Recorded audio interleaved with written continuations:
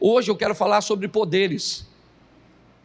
Eu preciso mostrar na igreja, foi algo que Deus colocou no meu coração. Por quê? Porque o mundo, ele é regido e governado por poderes.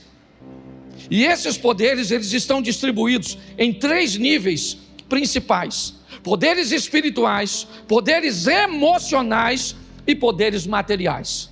O mais fácil de lidarmos com ele, com certeza, é o poder concreto, o poder da matéria. Esse nós temos muita facilidade. Quando nós passamos por poderes emocionais e espirituais, aliás, o espiritual e o material sempre foi muito bem encarado, principalmente pela igreja. Mas até hoje está assim de gente que tem muita dificuldade de lidar com problema emocional. Até hoje, membros de igreja, pessoas esclarecidas, têm dificuldade de procurar um psicólogo, um psicanalista e um psiquiatra, porque isso é coisa de doido. Ainda é um preconceito na cabeça de muita gente. Então nós temos 3 poderes: os poderes espirituais, os poderes emocionais e os poderes materiais. Os materiais a gente consegue entender, porque é grana, é casa, são bens, formações, tudo aquilo que nós podemos, certo? Ver de verdade, meio que pegar, ser palpável. Mas hoje eu quero mostrar a você, numa escala de potencialidade, 5 poderes. Eu separei aqui 5, que se você entender esses poderes e colocar a sua vida dentro dele, provavelmente nunca mais você muda de igreja. Por mais aborrecimento que você tenha, provavelmente nunca mais você pensa em divórcio. Quando você colocar isso na sua vida, esses 5 poderes, pelo menos o reconhecimento desses 5, ok? Eu coloquei numa escala aqui rapidinho, esse culto é rápido. O primeiro poder é o poder de Deus, esse é o maior. Esse é o primeiro poder que rege esse mundo. Deus criou, Ele é dono de tudo, Ele pode todas as coisas. É assim que funciona. É o poder de Deus. Que poder é o poder de Deus? É o poder do bem sem mal. A Bíblia nos diz, coloca aí porque eu quero frisar isso, Tiago 1,13. Preste atenção nesse texto. Tiago capítulo 1, verso de número 13. Isso. Ninguém sendo tentado diga, de Deus sou, porque Deus não pode ser tentado pelo mal e a ninguém. Então, você consegue entender? O poder de Deus é o maior poder, Ele é o soberano, é o todo-poderoso, Ele pode fazer tudo e nele não há mal. Ele não pode ser tentado, Ele a ninguém tenta, tá certo? Esse é o poder, é o maior poder que rege este mundo, rege essa terra. Então que fique claro isso, tá certo? Se eu tivesse uma dica para dar a você, eu diria, cole em Deus, cola nele. O segundo poder é o poder das trevas, é o poder, certo? É o poder do mal que pode oferecer um bem momentâneo. Eu preciso explicar que a estratégia de Satanás trabalhar desse poder, ele é um poder que pode trazer o mal vestido de bem. Ele pode trazer a desvantagem na roupagem de vantagem, o prejuízo vestido de lucro, entendeu? A infelicidade fantasiada de felicidade. O poder das trevas. Os 2 que eu estou citando ainda são subjetivos, é verdade, porque está no campo do poder espiritual. Lembra que eu falei espiritual, emocional e material? Então, preste atenção, você não vence Satanás sem Deus. Não existe ninguém mais poderoso que Satanás, a não ser Deus. As misericórdias do Senhor são a causa de não sermos consumidos.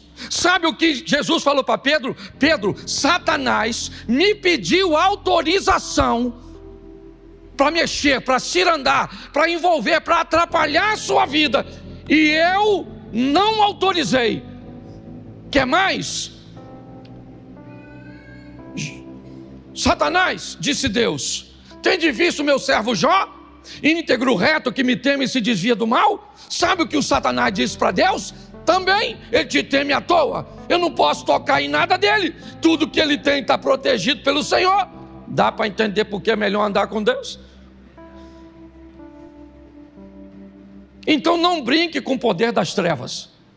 Terceiro poder, o poder do propósito e da fé. Você tem que ter fé em você, sim ou não? E fé em Deus. Fé em você, você vence tudo aquilo que pode. Fé em Deus, você vence os obstáculos que você não. Mas Ele é o Todo-Poderoso. É o terceiro poder em conexão com o primeiro. Glória a Deus. Ele rege a terra. O poder de Deus rege a terra.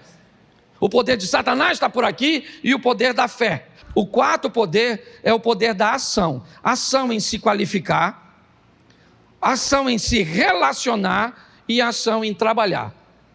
Qualificação, relacionamento, trabalho. Peguei um exemplo fácil, simples, que eu usei aqui esses dias. José do Egito. Pensa num cara qualificado. Ele era qualificado. Procuraram uma qualificação em alguém para resolver um problema e não acharam. De repente aparece José. O faraó falou para o copeiro: cara, eu estou precisando de alguém que interprete meu sonho, e não tem ninguém qualificado. O copeiro disse: eu conheço um cara que tem qualificação. Não adianta estar qualificado sem relacionamento, porque se o José não tem relacionamento com o copeiro, o troço não acontece. Está assim de gente preparado. Você pega o como é que é o nome? O currículo dele, rapaz, você fica até com medo. Ciências ocultas, letras apagadas, muitas formação. Você olha assim, não pensa em curso atrás da outra. Não arruma nada, não tem uma conexão, não tem nada, dá uma dó. Certo? José era alguém que tinha conexão, relacionamento. José era alguém qualificado, sim ou não? Era alguém que tinha relacionamento e era muito trabalhador. Pode notar, quanto mais bem sucedido o cara é, mais o cara trabalha. O que não é, não entende.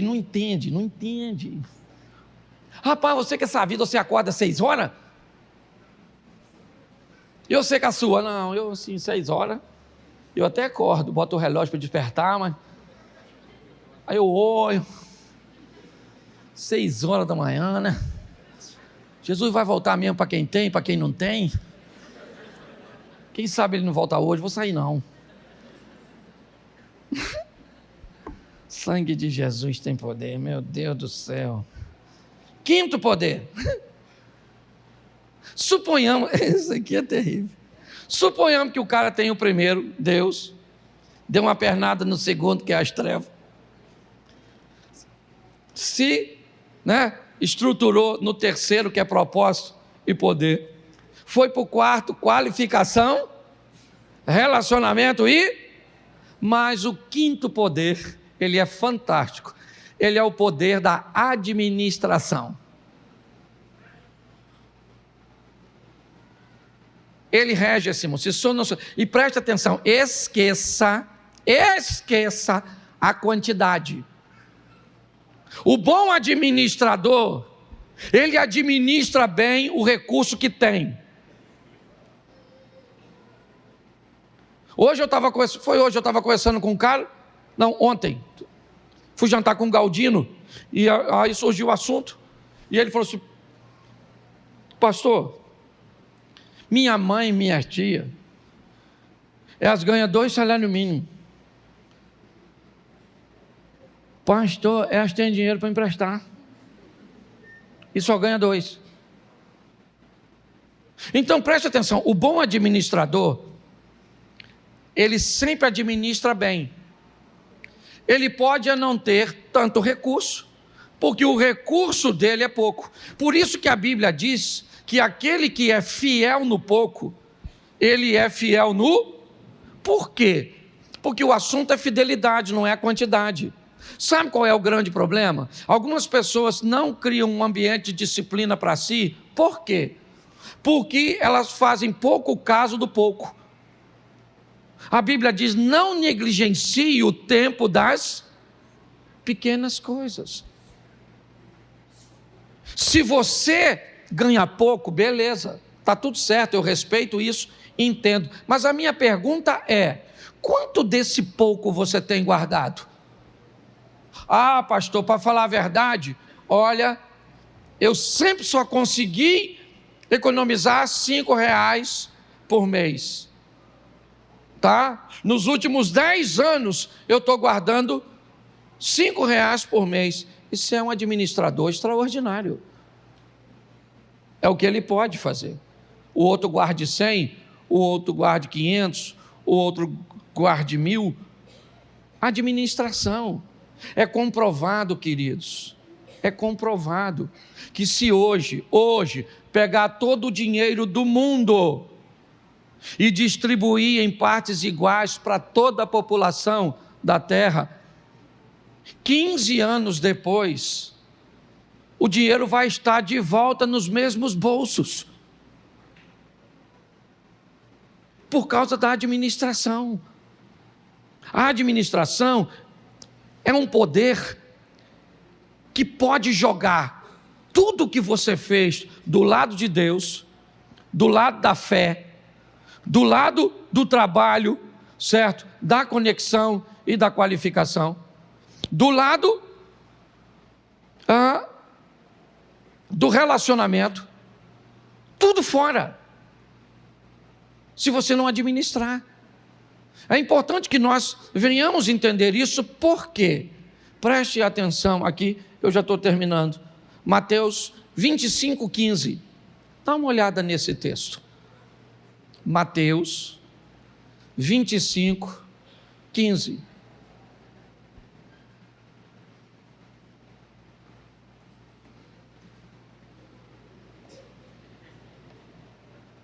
Mateus, a um deu o quê? A outro deu o quê? E ao outro? Segundo o quê? Segundo o quê? Bom, então ele recebeu segundo a sua capacidade, segundo a sua qualificação, voltando no anterior. Tá certo? Depois que distribuiu, ele fez o quê? Isso, ele voltou para o céu. Vamos aqui traduzindo de uma forma bem prática, simples. Deus veio aqui e distribuiu 5 para um, 2 para outro, 1 para outro, tá certinho, tá bom, foi para longe, voltou para o céu, tá beleza, um dia ele volta, e quando ele volta, bota o verso 28, mas o que recebera um, foi, e cavou só que eu falei 28, aí botou 18, me atrapalhou aqui. Isso, presta atenção.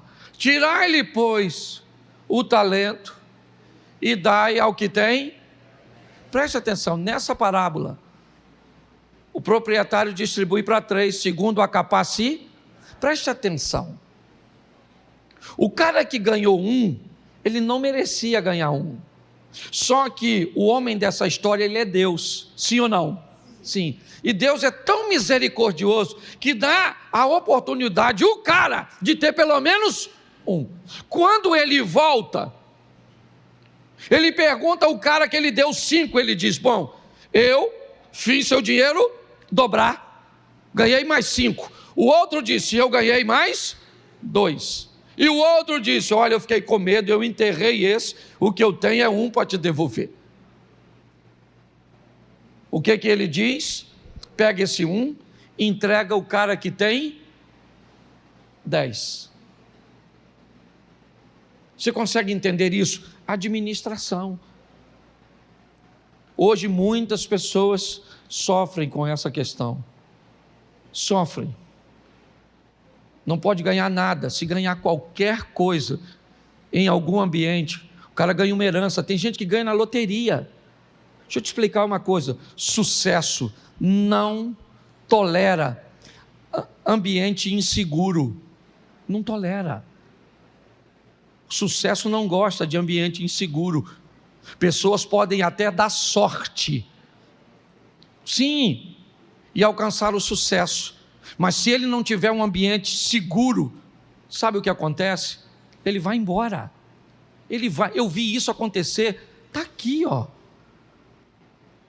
Seu marido foi um homem tão próspero, Tito Domiciano, ela é minha prima, eu posso falar aqui que estou falando da nossa família. Tito Domiciano, tão próspero. Adelso, meu irmão, tão próspero. Como é que eles morreram, Lu? Parece que deram sorte, mas não criaram um ambiente seguro para a sorte permanecer. Boa administração. Cuidado com isso. É importante nós entendermos isso. Então a fidelidade, sabe, e a boa administração é algo que nos expõe a entendermos que podemos estar do lado de Deus, podemos ter fé, podemos nos qualificar, trabalhar, ter conexão, certo? Porém, se nós não administrarmos bem, nós vamos ter problemas sérios. Minha proposta hoje aqui, com essa mensagem, é fazer você entender o quanto Deus quer te ver um vencedor, segundo a sua medida. E para isso eu termino botando Mateus 13, 18. Dá uma olhada nesse texto. Mateus 13, 18. 13, 8, perdão. 13, 8, volta para o 8. E outra caiu em boa, e aqui caiu em boa terra, ela deu, sim, 1 a 100, outro, e outro, presta atenção, a terra é boa. Mas se você observar, a produtividade é diferente. Uma semente, ela produz a 100, outra produz 60, e outra produz a... Isso aqui está oferecendo um ambiente de escala muito importante. Muito importante. Porque o mais pobre, o menos produtivo, produziria 30. Esse cara aqui, se alguém tentar fazer ele, ou o cara do 30, a produzir 100, ele morre. Porque não é para ele. A grande essência da vida é descobrir em que ambiente você está. Hoje, a teologia da prosperidade tentou levar todo mundo para o 100. A oposição da prosperidade é a miséria, onde você não pode ter nada, nem os 30. Nós precisamos entender, eu vou em muitos ambientes onde as pessoas fazem isso, ou tenta puxar o cara para o 30, ou tenta puxar o cara do 100. Aqui é o seguinte, se tu é do 100, não produza 99, produza 100. Se você é do 60, pode até acontecer um mês, em um momento, de você produzir 70, mas fique tranquilo, volte à normalidade, pois isso pode matar você, ou te trazer insatisfação, se tornar um pão de dores. Para você que produz 60, se negue a produzir 59. Produza o melhor e faça o melhor que você puder. É assim que funciona. Aqui pode produzir um mês, um momento, um ambiente sazonal, passageiro. Você vai a 50, beleza. Se você ficar lá, você morre. Porque você não foi chamado para produzir aquilo. Então, se sua vida é numa bicicleta, beleza. Se você achar que toda casa que tem um carro na garagem tem satisfação, prazer, alegria e plenitude, você está muito enganado. Qualquer ambiente que estiver fora, certo? Ele está descompensado. De fora ele pode até parecer bom, mas quem está dentro sabe que não é. Nós passamos esses dias, eu e Mary ontem, eu acho, na frente de uma casa e vimos todo mundo conversando, que é um ambiente muito comum deles. E eu falei, nossa, eles se reúnem ali sempre daquele jeito. E ela falou assim para mim, Cláudio, e às vezes eles são muito mais felizes do que nós, vivendo no modelo deles. Não quero viver no modelo dos outros. Então eu volto aqui e digo a você, em primeiro lugar, entenda que o mundo é regido por esses poderes. O número 1, Deus, fique com Ele. O número 2, trevas, se afaste dele. O número 3, propósito e fé, pegue ele. O número 4, qualificação, relacionamento e trabalho, invista nisso.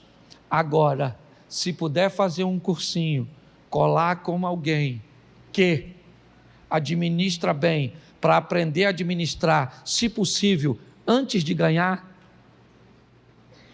vai te ajudar bastante, ou então você nunca vai ter coisa nenhuma. E não é isso que Deus quer.